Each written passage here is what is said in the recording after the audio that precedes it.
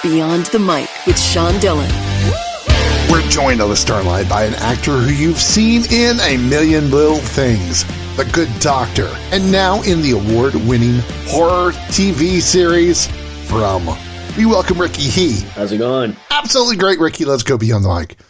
What was the main reason this script called to you? The main reason, the first thing was really that really pulled me in was Kenny's relationship with Boyd, played by the great Harold Perrineau, because Kenny's dad has dementia, and he kind of finds a surrogate father, kind of like a father figure in Boyd. That was immediately really interesting to me because obviously there were all these scary supernatural elements happening in the background, but the relationships were very, very enticing. When you first were told, quote, any character has the potential of dying, unquote, how does it fire you up as an actor to give it all you've got with each take? Yeah, I mean, it's maybe it's like the athlete in me. Like, obviously, it's like, it's an art form. So, like, you humble yourself before it, and you try your best to do it, truthfully and all that. But maybe it's the athlete in me. But it's always kind of like you show up to work and you're like, all right, I'm about to big dog this. Yeah, I'm about to LeBron James this. But no, it definitely fires you up because there's the element of like, oh, I better show them that that I'm here to stay and I'm a valuable character and an actor. But beyond that, also just knowing that the clock is technically ticking for all of us. I have every opportunity that I get is the opportunity to just put my best foot forwards and get the work out there so people can see. How many times when you got the weekly script have you been tempted to go to the back couple pages and still see if you're there at the end? Yeah. So we know. So if your time is up on the show, we call it Coffee with John. John Griffin, the creator of our show, will call you up typically before the scripts drop and be like, hey, and then have that conversation with you. So I now am able to just enjoy the scripts like a fan would. Like when the episodes come out, you watch the episode from beginning to end. I kind of do that with the scripts now because I just want to experience the thing for the first time. But thankfully, I don't have to skip to the end and be like, oh, I'm dead. You know what I mean? If there was one question about the show you would want answered, so the fans would just stop asking you, what's the question? Not the answer, but there's the question itself. Man. I guess it kind of already cleared that up a little bit, but just the fact that the characters are having conversations that aren't necessarily on screen all the time. Because otherwise it's just a lot of exposition. You know what I mean? Because a lot of the fan frustration sometimes is like, oh, how come they're not talking? How come they're not, talking to each other, communicating? It's like, well, these conversations are happening, but we don't need you to see it and then see them talk about it again and then again and again. Ricky He from the horror TV series From joins us beyond the mic for the Rockin' 8. Ricky, all this is 8 random questions. Answer with the first thing that comes to your mind. There is no pressure. Okay. What song of your playlist gets played the most? Right now it's Don't Let Me Down by the Beatles. Wow. I didn't think you'd be a Beatles fan. Yeah, I tried to switch up the expectations. Do you tend to follow your heart or your head? Heart. Why? Because I'm not so smart in the head, and sometimes the heart does a better job, I guess. In your opinion, the best Muhammad Ali fight was against who? Joe Frazier. What was your best and worst class in school? Oh, I was really bad at biology, but I think maybe my teacher had it out for me. But she let me pass. She gave me a 51 just so she didn't have to see me again.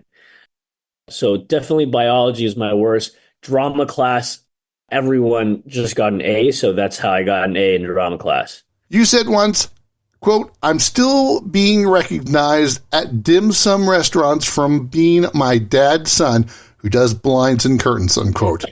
So what's your typical dim sum order? Oh, my typical dim sum order? Well, you got to get a little bit of everything.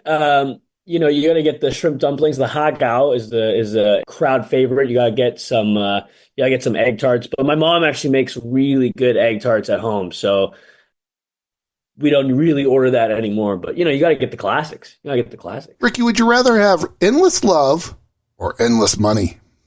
endless love. When you last fight Mutai, did you win? I did actually. Yeah, that was yeah, Who'd yeah, you fight and yeah. how'd it go? I don't even. It's he had one of these fancy Irish names, so I'm gonna butcher it, but I believe it's his name is Fikra. I don't know. See, it's one of those Irish names that are spelled all wonky, and it's like, oh, his name's actually Tom. Uh, but he was a good dude. We actually fought him twice. I'm a southpaw, and he's a southpaw. Nobody likes to fight a southpaw, not even southpaws. And so the first time we fought, I was kind of caught off guard that he was coming out left-handed, and that presented some challenges. I thought I won the first fight against him, but I lost by split decision. And then the second fight, I thought it was pretty decisively my win, and I still only won by split decision, which was kind of insane. But he's a great dude. Which Rush Hour movie is the best? Oh my God. I want to say Rush Hour 2, but also I want to say Rush Hour 3. They're all great, man. They're all great. I think Rush Hour 3 was really fun because they go back and they see Sue Young and she's grown up, and it's like, what the heck? I think that's really fun. I have a great idea for a Rush Hour 4 movie, but I think they're already writing it, so that's too bad. Well, maybe Rush Hour 5. Rush Hour 5, baby. Yeah, yeah, yeah. I play Jackie Chan's son. That's the idea. Ricky, he from the horror series from joins us beyond the mic for the back half. Ricky, where did your love of acting come from and how has it evolved? That's a good question. I think I can trace back my need for attention to a very specific moment when I was like 3 years old.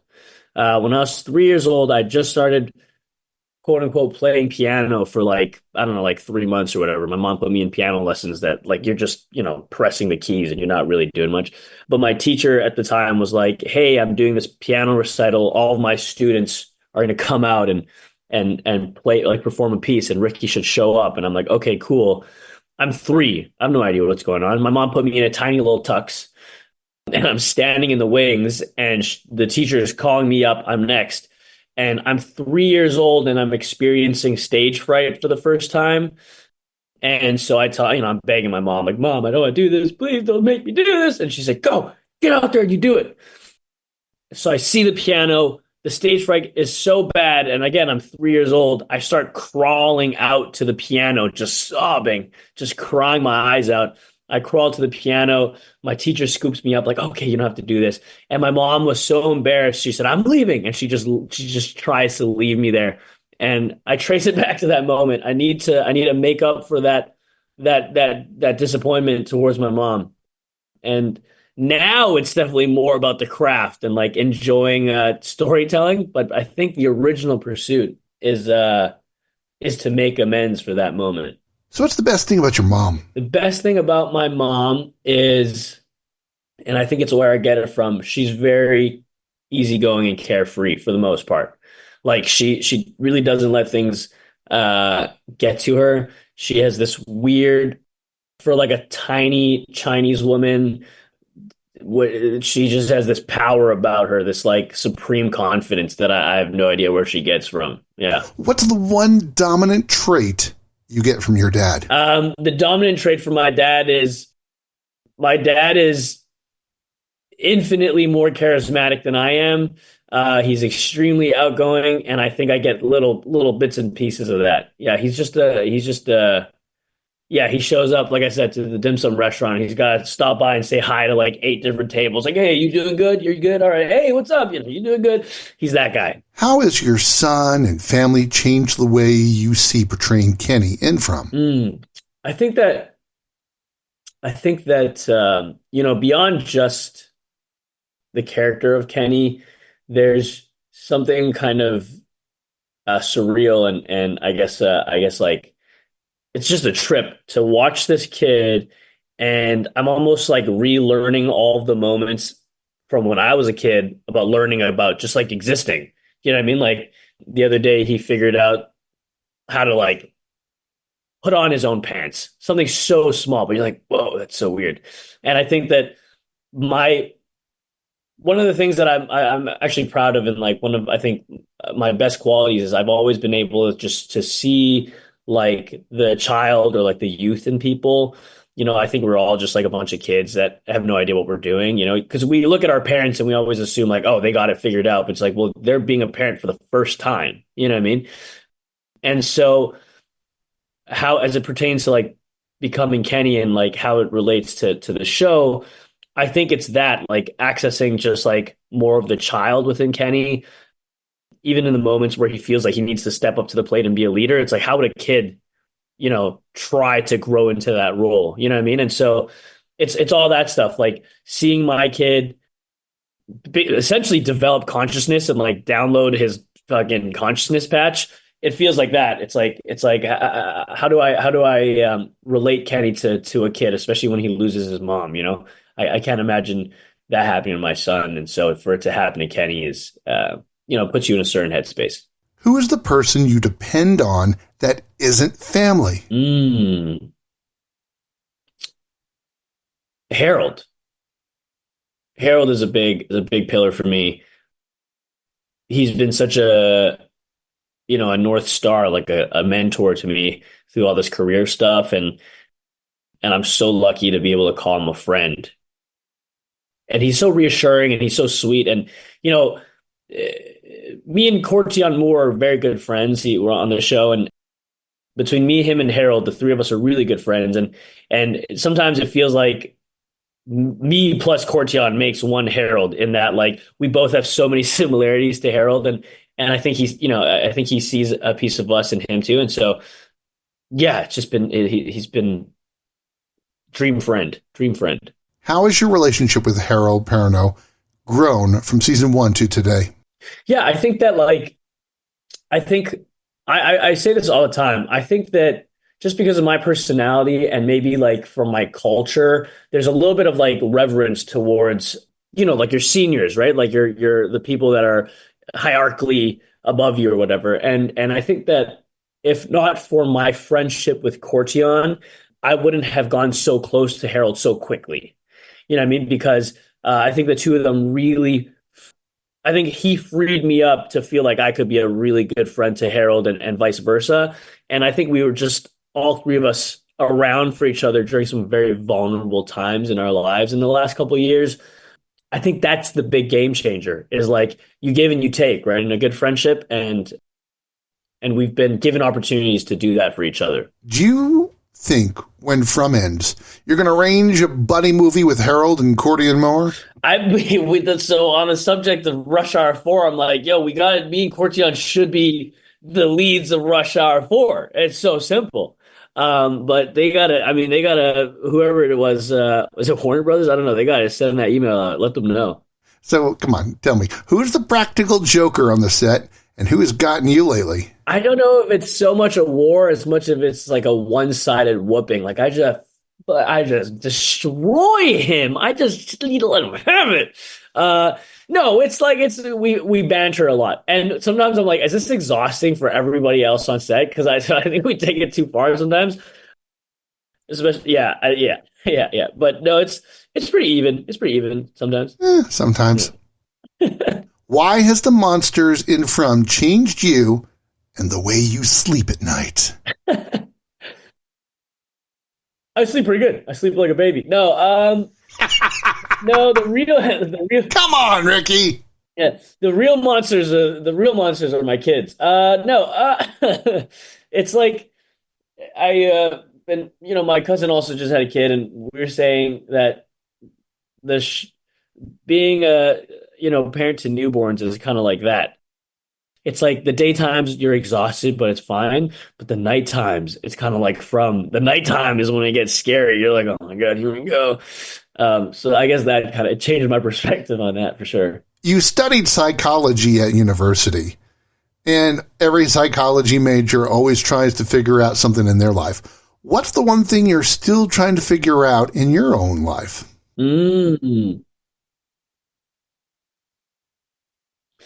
Well, so aside from that that piece of toddler trauma that I just was telling you about, I think it's mostly that. It's like I have such an unhealthy need for external validation. And that's definitely something I'm constantly working on. And the only way for me to get through that is to just basically do what I've been doing, which is work on cool stuff and do things that I find cool to me. Ricky, how do you keep yourself grounded when you've been successful doing so many incredible roles? Like I think kind of what I was saying just now, where it's like I really want to focus on doing things that are exciting to me. I think that helps me stay grounded and kind of like focused on the goal. And the goal is, when it's all said and done, and I'm 6 feet deep, that yeah, I can look back and feel like, yeah, I really got to do a lot of really fun, cool things, within acting and even outside of acting. Like it's why I train, it's why I compete, and it's why I'm constantly looking at other things that are interesting to me. I just want to live a really memorable and interesting life for me. So what interests you now? Well, not so much in the last couple of weeks because of trying to recover sleep, having this baby, but I've been training a lot of jujitsu. It's like submission grappling. Like it's like basically wrestling, but not as good as wrestling. That has been a massive new passion because it's just like I'm the type of person that like really obsessively tries to get as good as possible at the things that I love to do, and it's just so hard to get good at that.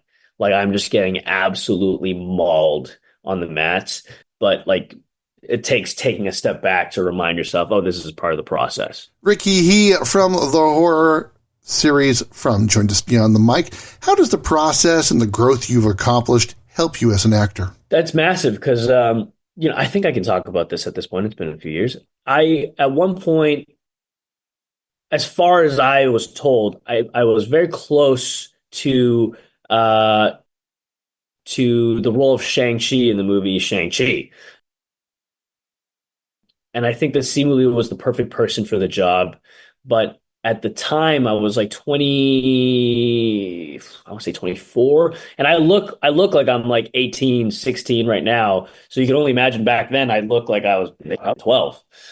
So it just I wasn't the right age for it. And I think that really took a toll on me for a long time in the sense that like in this industry, there's no quantifiable success unless you get the job. You know what I mean? Unless you do the job, you can't say that, saying that you were close doesn't really mean anything, especially like say to my immigrant parents. I can be like, oh, I was really close to this life-changing thing. And they're like, great, did you do it? No. And so I think that for me, again, being able to track how far I've come and the milestones that I've been able to like check off along the way, and as cliche as it sounds, like really just trying to enjoy the journey and trusting that process is what keeps me sane. Because if I just focus on like the got this, did that, and so on and so forth, it doesn't really, it's not sustainable. So again, for me now, it's like keeping tabs on the things that are exciting to me. That's what keeps me going and excited. So what do you consider success now, and how has your thoughts of success changed? Success is like, if we remove like the cliche answer of like, oh, my family's happy, I'm happy and stuff like that. Like obviously those things are really important to me, but like to me, success now just looks like sometimes I look at this whole life thing a lot like a video game.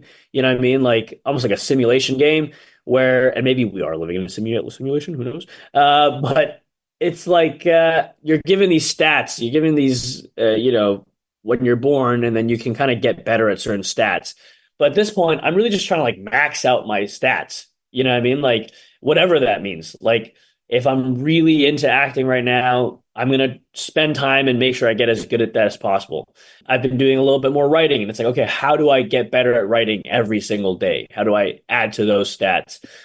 And so success to me now just looks like if I have the luxury and the privilege of like working on the shit that I love, I'm going to pour my heart into that and see how good and how far I can get with that. That's all I can do. Now, you've talked about maxing stats. Which video game or D&D do you play? That's so funny. I actually have grown. never really played a lot of video games growing up because we didn't have the consoles at home. I think I got a PlayStation 1 and a PlayStation 2 way down the line because my cousin didn't want it anymore and he handed it down to me. But I never really grew up playing video games or like, and now in the last couple of years, like through COVID and stuff like that, I tried to pick up gaming and my friends would just roast me like, dude, you're so ass. Like, what are you doing? And like that, I don't know. Who would you love to do a show or movie with? Oh man, there's so many. Um, Give me your top male and top female. Top male, top female. I would love to. There's a couple that I would have said today, but I'm actually going to be shooting a film with them that I'm really excited about. But top male right now, I would love to fight Barry Keoghan. I'd like to fight Barry Keoghan. I know he's got hands. I'd love to spar with him in a friendly way on the canvas and then in front of the camera or on the stage or wherever possible. I think that'd be really cool. Top female, I would love to work with Rebecca Ferguson. Why? I think she's stunning and I think she has such a presence every time she's on the screen. Ricky, how has this cast gone from just a group of actors and actresses to a family that will come together to defend each other if the zombie apocalypse actually happens? Well, it all started obviously when we first met each other, and you do the typical cast dinners, and you all show up, you meet each other, and it always starts very kind of like feels like a mixer, right? Like you're meeting these people for the first time. Everyone's got their best foot forwards, but with time, it definitely evolves more into a family dynamic where it's like, because we have so many characters and we have such a massive ensemble cast, and also especially last year with the winter, it was hard for everyone to meet up all the time. It does feel like when we do have a big family gathering, it's like a family gathering. It's like, oh, how have you been? Even though we're in the same city working on the same show together, we don't always have scenes. How have you been? Yeah, shooting's been good. Great. Yeah. It's like, and you have the cousins that you're closer with and the aunties that you hang out with more often. Yeah, I think it's that. It's like you're being isolated in this place, Halifax, Nova Scotia, can't leave, and it feels a little bit like the town for real. So you learn to bond very quickly. Time for the impossible question with Ricky Heat from the horror series From Beyond the Mic. What's the one story of you growing up that would help people know you and understand you better? I'm like hesitating to tell a story because it makes me feel so like self-righteous or like, oh yeah, I'm such a good guy. But it kind of encompasses everything. In high school, I had a friend, and we're all getting changed for PE in the locker room, and this one kid who's like a year older just was always like, fuck us, just like making jokes and stuff like that. And then he just like was picking on my friend and saying some like really, terrible stuff. And maybe I was just having a bad day and it just really rubbed me the wrong way. But I told him to stop, and he said something like, yeah, I fucked your mom too, or something, something like that. And I just snapped and I punched the kid in the face, right in the nose. And at the time, everyone was like, wait, what's going on? What? And like, Ricky doesn't do that kind of stuff. So everyone starts pulling me back. They're like, just relax, man. But nobody's holding this guy back who's like 6'2". He's a Chinese dude, but he's a massive Chinese dude, 6'2". And he just starts wailing on me. I'm like, guys, wait to hold him back. Don't hold me back. And so now my face is all bloodied up. He had a little bit of a sore jaw, I guess. But I just went up to the bleachers to go to PE class. And our PE teacher is like, Ricky, go to the office, because he sees my face is all messed up. So I go to the office.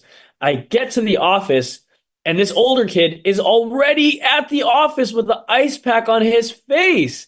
And so, needless to say, they called in the parents. I get suspended.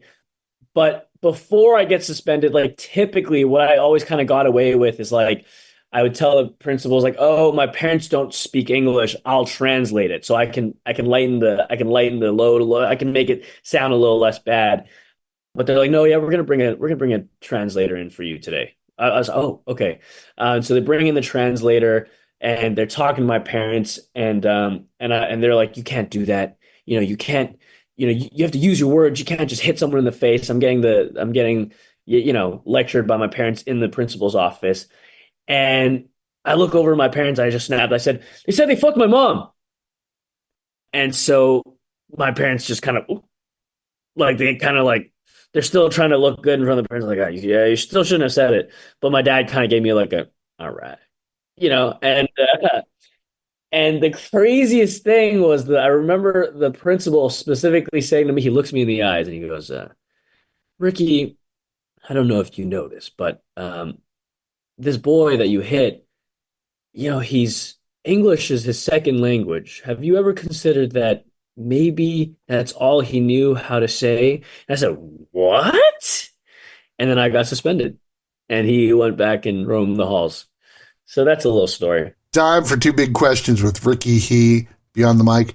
What's the one real life rejection, friend zoning, heartbreak did you draw on for all the pain that Kenny seems to experience each week? And have you ever walked into the writer's room and said, come on, enough. Can't we give this kid a break just for once? Yeah. Yes. I think there is. I mean, now at this point, I'm just like leaning into it. Like, I want to be like the Peter Parker of From, like where he just keeps getting the short end of the stick.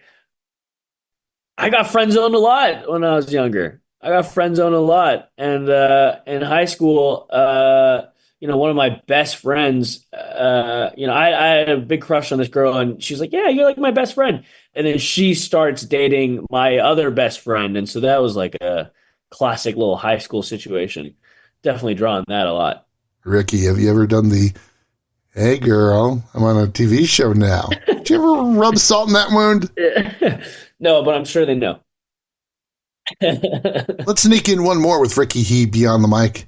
You said, quote, clock is ticking for us, unquote. What's the most important thing for you to show your kids while you're still here? Aside from the too cliched, too corny, like, follow your dreams, make it happen and all that, I do think one of my biggest weaknesses that I've been working on is I lack discipline. Especially when I was younger, I turn away when the going gets tough. And it wasn't until I started training Muay Thai and started training really hard for a fight that I started to learn the value of like what real hard work is. So if I could just instill in them anything, it's like, yeah, that feeling of like, don't give up, push through it. And you have to do the hard thing. The difficult thing is the thing that's worth doing. And it's like everything that you want, everything that you're excited for and looking forward to is on the opposite side of discomfort. That's it. He's a southpaw who loves the Beatles and Rush Hour series. See him as Kenny and From on MGM Plus. Ricky He, thanks for taking the time to talk with us today. That was awesome, dude. You're a great interviewer. And that, my friends, is Beyond the Mic. If you're enjoying these conversations, please check out another Beyond the Mic episode to find more actors, artists, and people you need to know. We'd also appreciate a like and subscribe on the Good Pods app.